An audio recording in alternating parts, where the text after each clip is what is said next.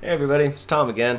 We're doing a great song today, 10 Years Gone, from the album Physical Graffiti by Led Zeppelin. Keeping on with our theme of digging through Zeppelin's tabs note for note. We have, this is a hidden gem, underrated to say the least. This is an epic song. I kind of like it on the same scale as Stairway to Heaven in terms of its scope and its representation of the sound of the band. We start out with, there's a lot of layers of guitar in here too. This is really a masterclass of Jimmy Page's knack for layering the guitars. Let's make the tab full screen here, and if we take a look in the tracks, even up in my window here, we've got a rhythm guitar and we've got a lead guitar. These show, there's the guitar solo for the lead, and the remaining guitar lead bits throughout are on that track. We got the rhythm guitar, of course. This is the bulk of the song, playing the riffs and accompanying the solo. But then there's 1, 2, 3, 4 guitars listed as fill guitar. So if we go into these, we're going to notice, this one's just backing up the main riff. It's just providing essentially the same notes, but a single note melody. This one is backing up or harmonizing with what happens in the first break after the guitar solo. This is another section of that harmony. I think they're doing 3-part harmony. Here we have a guitar with just a single chord overdubbed that also comes in a very interesting place. And towards the end, we'll see all these guitars taking part in the harmony, the big wall of harmony that goes over that main riff at the end of the song. If you're unfamiliar with the song, I advise you to just go listen to it, really, because we're not going to hear it on this channel. Copyright issues. Here's the main riff. Starts on an A, and it starts on the second beat of the bar, like 1, 2. I should say, starts after the second beat, starts on the third beat. And that second chord there, we play an A, we fiddle a couple of notes, and we land on this guy. There's a couple of ways you could describe that chord, but I would think of it as an F chord with a 6 added. F6 is what I would call that. We land on the F6, it rings over the end of the bar line. You can see that right here. And then we just arpeggiate before returning to A.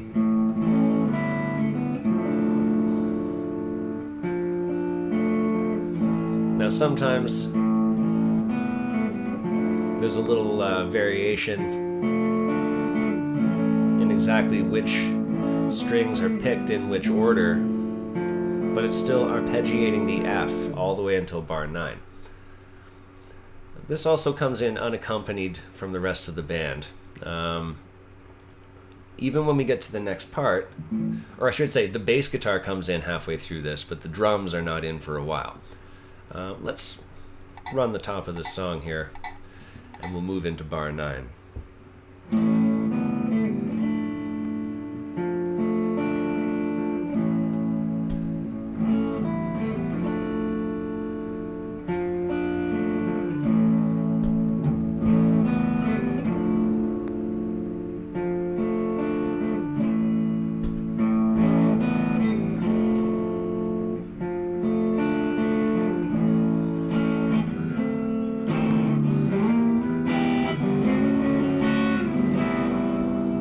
So there we have a quick little movement. This happens a lot of times in the song too. We're going from an A. We're kind of just doing really minimal voicings here. I don't have the open strings ringing a lot. In fact, I prefer to do this whole part only on the 3 strings and just miss these notes on the high string. They're not really making or breaking the chord. A to a kind of a diminished flat fifth augmented kind of chord. Those 2 opens at the end are kind of just a little fill in while we're on the way over to an E minor, but these notes, the open strings there, happen to fit an E minor 7 anyway, so it's a pretty good change.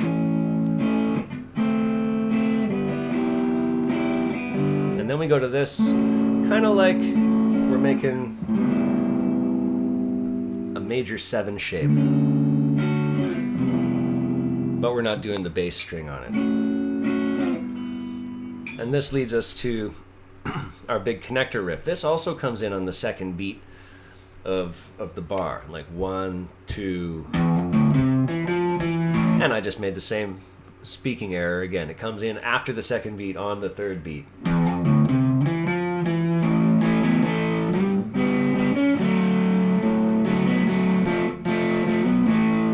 Let's take a peek at what comes next. This riff coming up is the coolest one.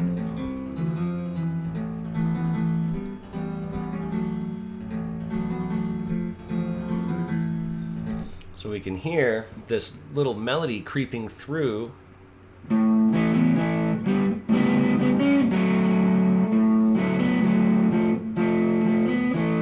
making its way back to A. And the thing to make this riff work is a few things. Number one, we want to notice the real feel of this riff. Another strange starting point. This one starts on the and of beat 1. Do do do do do do do. And then this, I always think of these notes as being one phrase. And then the riff proper kind of kicks in over here. 1 and da da da da da da da, and 2 and da da da da. So that's our feel for this riff. And then the way we want to actually position the fingers is important here. We're going to keep the pointer finger flat on the 2nd fret. We want to have any finger, the ring or the pinky, can grab that 4th fret note that we see here by my cursor. Then we got to do a quick switch up. We want to move so that the pointer finger is on 4, middle finger on 5. And we need to have a finger, maybe the pinky, ready to get this drop onto 6. And right after we've hit that drop onto 6, we have to do a whole position change.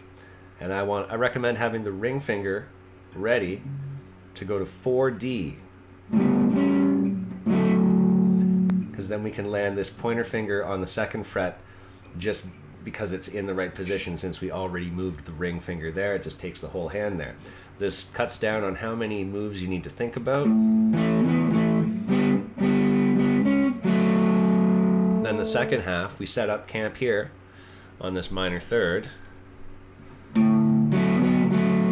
Then we flatten this note and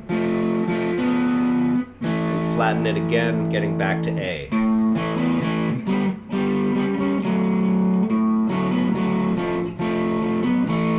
It's important to work out those hand positions and finger positions really efficiently, because you don't have much time in this riff to go get that next thing. I've also seen versions of the tab that have this riff done using open strings and venturing down to the B string. I just don't think that's how the song really sounds in the recording. So that's why I've chosen to go with this tab in this video today. At that point, we have heard quite a lot of what makes up the song. We don't really see anything new on the rhythm guitar until the guitar solo, but we're going to look more at the solo itself. We should take note here. We get to verse 1. The drums are still not in, but Robert Plant makes his entrance, sings the verse. Finally, we get the drums filling in here on bar 30, and they do bring a nice flavor to finish the riff.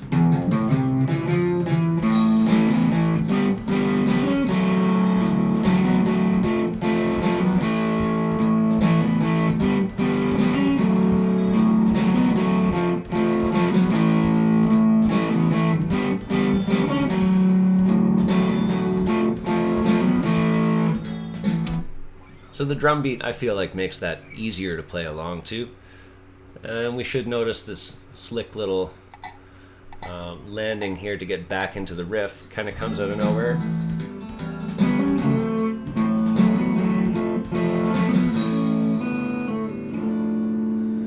And they even use bar of 2/4 here, because remember, usually this A chord first makes its entrance on beat 3, so we've got it here coming in on what might as well be beats 3 and 4 of a bar before we go on to another full bar. A little bit of sneaky time stuff there to cut the riff off and drop the quiet part back in unexpectedly. This is another one of those songs that really speaks to Led Zeppelin's mission statement of doing heavy and light in the same song, acoustic and electric and heavy and light. So let's take a look at this guitar solo. I'm going to go over to the lead guitar here. This is one of my favorite Jimmy Page solos of all time. It's not even necessarily that fast or full of difficult moves, but it's a beautiful melody. It complements the song really well, and I love the sound of the phaser on there. He uses the phaser pretty liberally on Physical Graffiti, and this solo is no exception. I'm going to bump my guitar's volume down just a little bit so it doesn't bite the microphone too badly. And with this one, we're going to do speed training, but I'm thinking we'll maybe start it down at about 70% because this is not a very fast song. Like I said, the solo is not too bad to play. Here it comes. Oh, not from there. From there.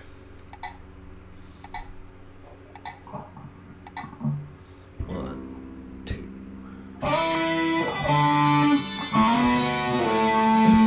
That's pretty slow.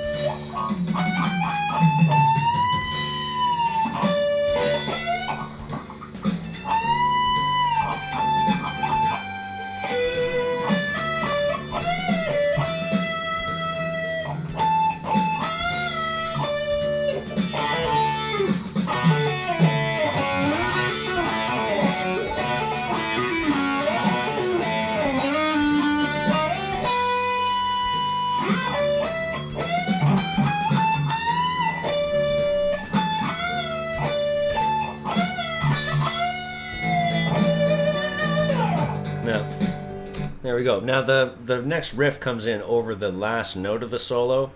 If performing this live, you kind of have to lose this note and sometimes this note, depending on how nice you are at switching your effects and pickups. But what I noticed in there, really nothing too challenging. It's just more about placing the notes in the right place. There's nothing in this solo that makes me say, oh, my chops can't handle this. But it's definitely one where you have to be feeling the song. You have to be looking past the tab and into what the actual melody is that's going on here. Let's move it up to a nice 81. We'll try that solo again from the top. Worth noting that there's a couple of position changes and jumps here that we need to be ready for. In particular, this one is a big jump. We're not in this part of the fretboard anywhere until this spot. And also from here to here.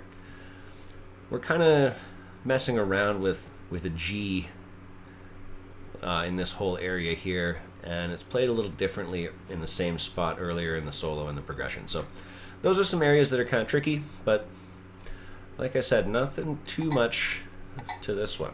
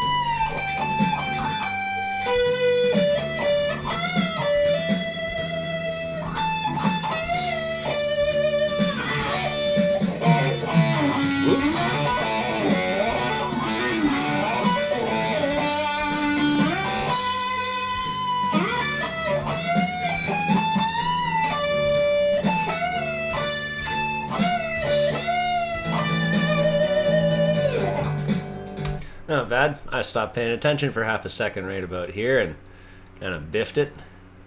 But I don't think the speed was the problem there.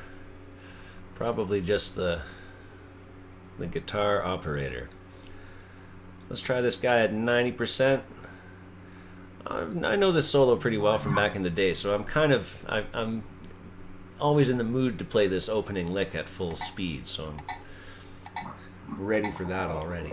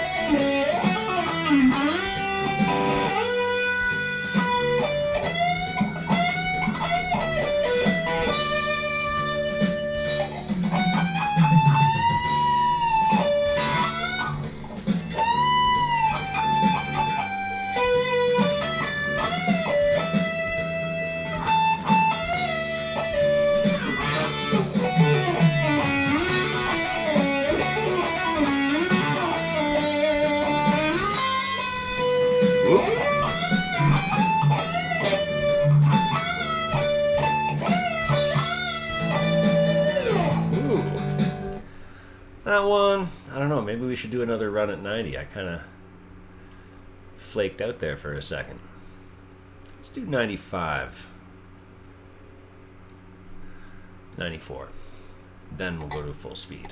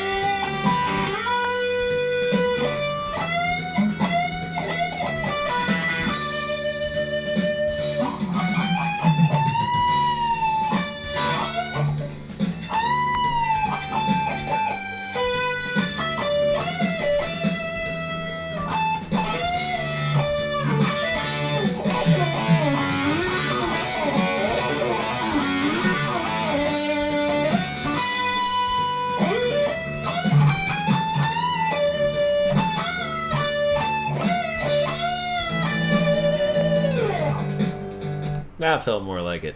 Let's hit this at 100%. Then we'll move on to the rest of the song. We're almost out of riffs already. A couple more things to show you after the solo.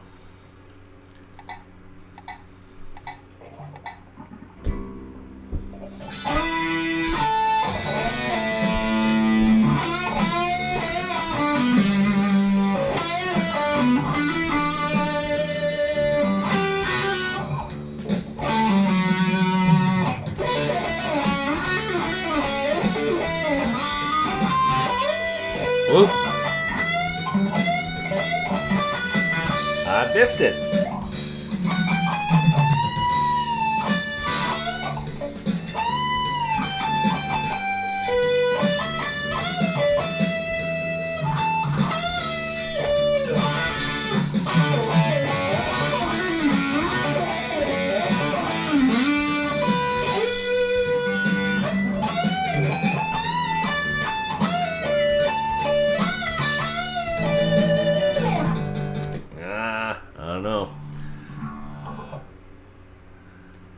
Let's do one final go.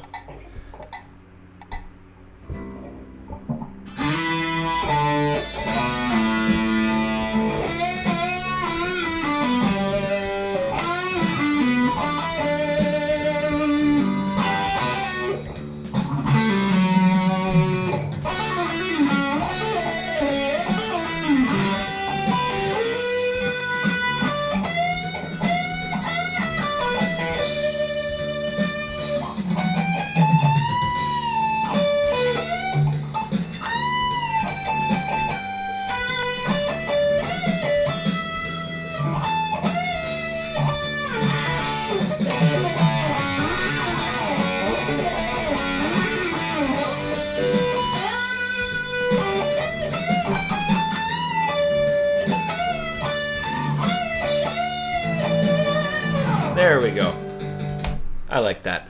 So let's take a look what else happens here. We get back to that rhythm guitar, and we've got riffing. I should point out here, we have the whole time been in drop D. We just haven't used the big string, but the big string's tuned down from E to D.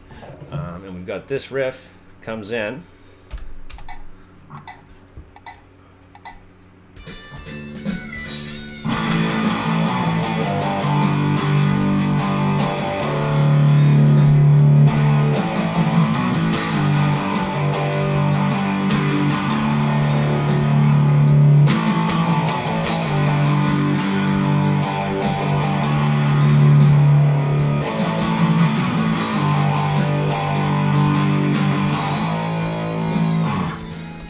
So at that point, we go to yet another lead guitar thing here. We'll probably skip over this break riff as it's not part of Jimmy Page's main motif here, or main performance. But we've got this drop D riff.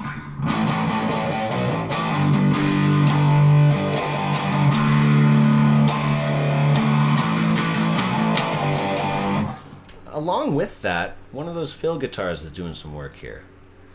We've got this guy here doing a really great chord, and you know, I've been known to play the song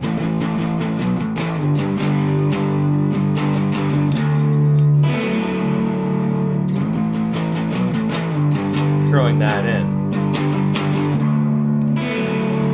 Notice, do an upstroke, drag it up there, you get that shimmery sound. This doesn't really take advantage of the drop D, but that's okay. It's still a good chord, and we can throw it in alongside the drop D riffing that we see here. When we get to that break, we basically have lead guitar doing a big harmony riff, and the fill guitars are underneath it doing other stuff. The same riff, but different notes. Here we are.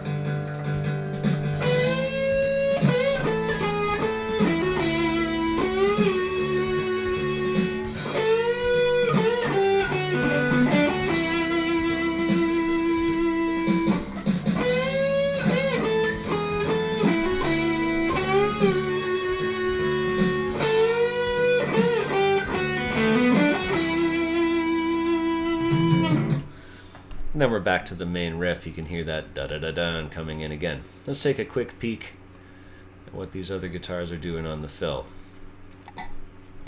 This one's not doing much, just doing a little background.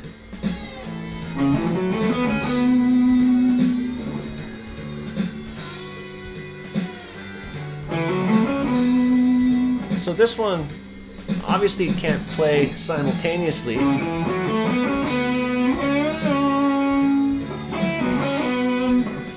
But on the studio recording, these make a really beautiful stacked harmony sound. Here we've got pretty much just a duplicate of the main line we saw on the lead guitar. This one, we're doing a harmony of it.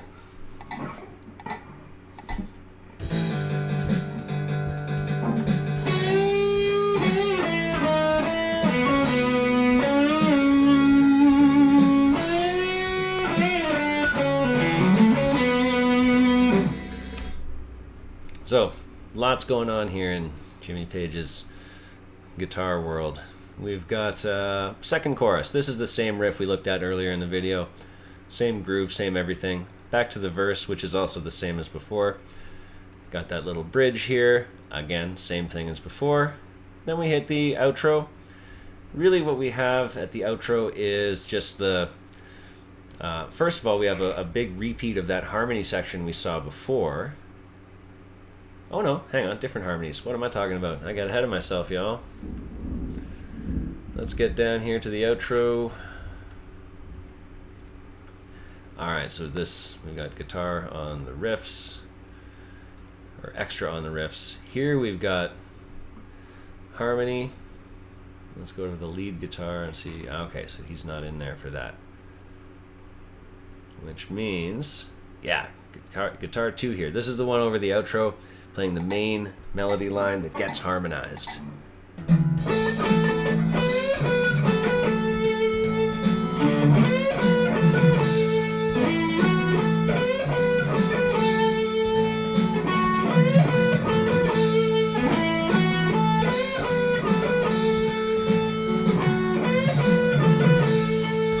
Now while that's going on, let's go back to bar 104 here. We've got third guitar.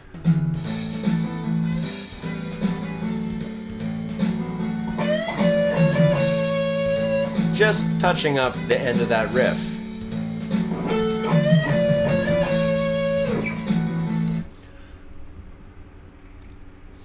Now where it really goes to town, I think, is in the lead guitar here. We've got all that harmony going over the main riff, along with the main riff's extra fill-in guitar there.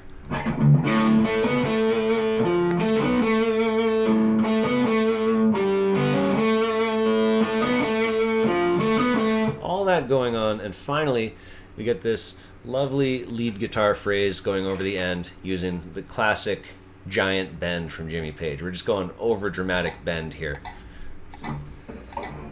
18th fret.